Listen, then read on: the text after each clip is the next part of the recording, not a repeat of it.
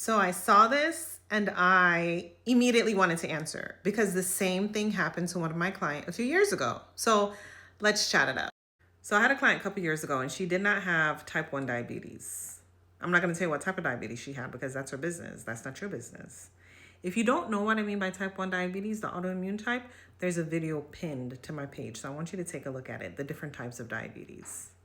So anyway, long story short, we were working together and I was like, ma'am, I'm gonna need you to get a continuous glucose monitor, the CGM, because I need to remotely see what your blood sugars are doing. So she was like, yeah, sure, no problem. But just know that I'll be out of town for a work trip. So she was out of town for a few days and she gave me remote access. So I was able to see any time of the day that I wanted what her blood sugars were doing. So her blood sugars were dropping at night.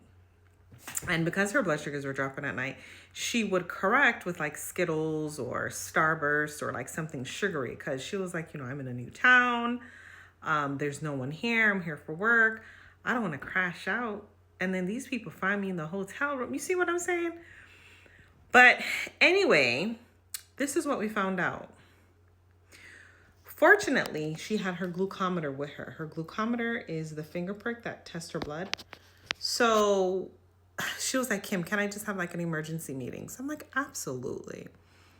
And I had her test her glucometer, and her glucometer was completely different from her CGM. Completely different. So I know that there's like a margin of error, right? Like when you get your insert for your continuous glucose monitor, it's going to tell you it's like a 10 to 15% margin of error. So her margin of error was like completely off by like 30%. So what she had found out is when she was sleeping, she rolled on the same side that she had her CGM on, and her CGM was not breathing per se, and it threw off her numbers. But then during the day, her numbers were accurate, lining up well with the glucometer, lining up well. So I say this all to say, sometimes it's the device and it has nothing to do with you. So check the device.